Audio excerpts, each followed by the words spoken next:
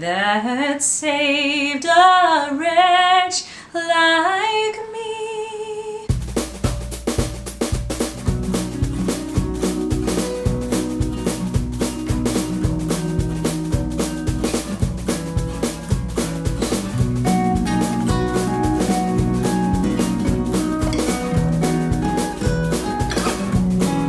Hello there and welcome to this episode of Called and Caffeinated. I'm so thrilled that you have joined me today for coffee. We're answering a question from Jackie today. She wrote to me, "Hi Stacy, over quarantine I had a lot of time to spend with the Lord, which was wonderful. I'm so happy life is a bit back to normal, but the new busy schedule has taken a toll on my prayer life. I used to be very diligent, but now I'm lacking the time and sometimes I'm tired and I'm feeling so lazy that I just skip it. I used to have 4 scheduled prayer times a day. I know I need to reevaluate my prayer times and maybe my work schedule.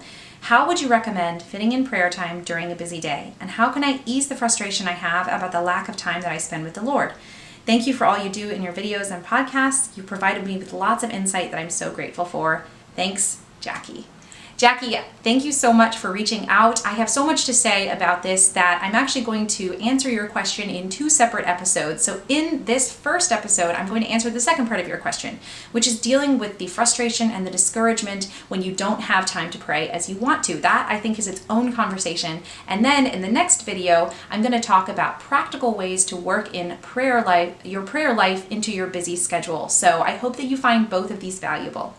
Also, please note that I am not your spiritual director. I always want to make this disclaimer because I'm really offering advice as if we were sitting down in person for coffee, which I wish we could do. So let's get started. I know this is something that is extremely applicable to all of our lives, and before we are able to settle into our new normal, it's really easy to kind of hit a wall. How do we avoid this discouragement when we do hit a wall? So I want to recommend to you this book. It's called Overcoming Spiritual Discouragement. It is by Father Timothy Gallagher. It's an awesome resource. And he has a great quote in there. He says, "The great obstacle in the spiritual life is discouragement. For those who love the Lord and try to follow him with all of their failings, this is the great danger." Now notice he doesn't say it's your failings that are the great danger. He actually says the discouragement that comes from your failings is the great danger. So obviously we have to avoid this at all costs. The first point I have to make is surrendering your expectations to God, because discouragement starts when your expectations of what you should have or should do fail. So I know it can be incredibly comforting to experience the rich benefits of a disciplined season of prayer. And also, if you're like me, you are a bit of a perfectionist, and so you just find a lot of comfort in hitting your rituals and really following through and really meeting your own expectations of yourself.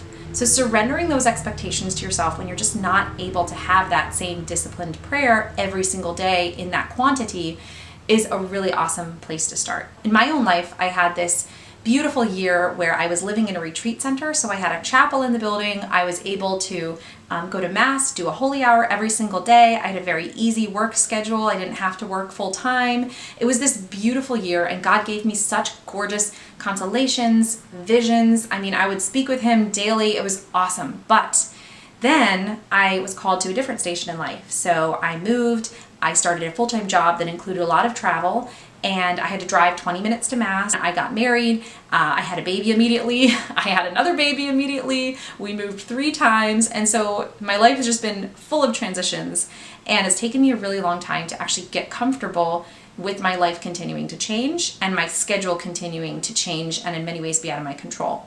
So I talked to a spiritual counselor of mine at that time, and she gave me the greatest advice. She said, when you were having that year of really intense consolation and hearing God speak, she said, God was giving you the milk of comfort. So you were like a baby who was being given this easily digestible food. He was winning your heart. He was drawing you in through beauty. And now that you know him, now that you have that foundation, God is now giving you the meat of a Christian life. And that means less consolation, but it means that you're being called in this new season to actually put into action all of those beautiful things that you learned when you were in your spiritual babyhood, so to speak. Second is a mindset shift. So you are in a new phase, so obviously expect new things. Isaiah 43:19 is one of my favorites, and it says, "See, I am doing a new thing. Now it springs up. Do you not perceive it? I am making streams in the wasteland and away in the desert and streams in the wasteland. I always mix those two up. So do open yourself up and try to be docile to the Holy Spirit. You know, the Blessed Mother is the ultimate example of this, because when Gabriel came and just asked her for this life-changing decision, she immediately said, I am the handmaid of the Lord. So ask God what it is that he is doing new in your life right now, because there may be new ways that he wants you to pray. For me, and I'll talk about this in our next video, for me, learning to pray just moment to moment, one sentence prayers, Jesus, I trust in you, or kiss the crucifix as I walk up and down my stairs. We have one on our landing, and just kissing the crucifix and making that my prayer for that part of the day has been a really interesting transition, where it took a really long time for me to recognize that that could be a legitimate way to pray. But now I understand that that's part of my station in life. And if that's all I have time for in this particular hour, that is such a great way to just connect with God. Third, respect your humanity. Father Timothy Gallagher, in this book, Overcoming Spiritual Discouragement, has this great quote, and he says, yes, strive to do well all that you do, your prayer, your work, your relationships, your service to others, your life in the church, but do it with respect for your humanity.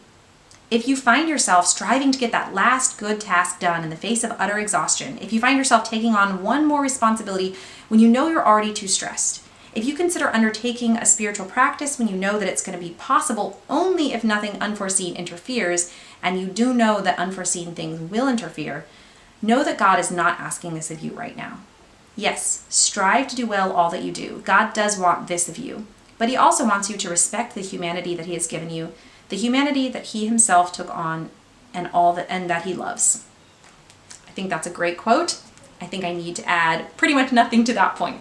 So another thing that you mentioned in your note, Jackie, is reevaluating your prayer schedule and your work schedule. And I think that will be a great avenue for you. So while you are being gentle with yourself about the fact that you're not going to get it all right now, do also opt out of unnecessary distractions or things that aren't essential, so that you can opt into a healthy prayer life. So while it may not be 4 times a day, 4 structured prayer times a day, do opt into a mindset that you need to prioritize prayer first. So if you're scrolling on your phone, if you've scheduled yourself within an inch of your life, maybe it's time to say no to some of those things. I know that our devices are designed to be addictive. That is no secret. And so if you find yourself just falling victim to scrolling, then feel free to put your phone in a different room. Don't look at your phone before bed. Set some boundaries, set some rules for yourself, and then follow those through. I know easier said than done sometimes, but I know it's possible. And I know that since you did have the diligent prayer life before, you can totally bring that back in different ways. When I was single, I used to be so scared of unstructured time. And so I would go out, I would do something every single night of the week. And that never left time for me to just kind of sit and be, take a bath, have a glass of wine while I read a really good spiritual book, spend an hour with God. And I just hustled through so many of my single years in a way that really I didn't need to do. So I just want to encourage you not to buy back into hustle culture now that we are back in sort of a new normality. And fifth and finally, I want to speak to the frustration of feeling like you failed. So on days when you do fail, there's a very simple thing you can say: now I begin. Just say that to yourself. And Father Timothy, once again in this book, Overcoming Spiritual Discouragement, says, don't just say it daily, say it hourly if you need to. Every single hour is a new opportunity. And if you are living in this land of expectations, or if you're living in the land of failure and allowing the devil to let you pin all these labels on yourself, like you're a failure, you're a mess, you're a flake, you can't keep a commitment, that does not come from God. God is a God of mercy. God lives in this present moment right here. He is not guilting you. He's not looking at what you did yesterday. In fact, Hebrews 10:17 says, their sins and their evil doing I will remember no more. So discouragement really comes from the devil. It does not come from God. So feel very free to just say every time, now I begin, and then do it.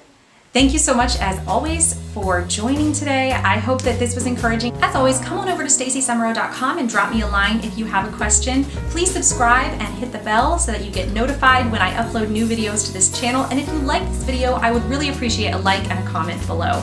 And also, when you subscribe on stacysemro.com, you get a free packet called How to Make the Right Choice. And on that, the second page of that packet, or maybe the third page, is my very favorite prayer, which is the surrender prayer. So I mentioned surrender in this video. It comes up so often in my ministry. So if you want a beautiful surrender prayer, feel free to come on over and snag that for free.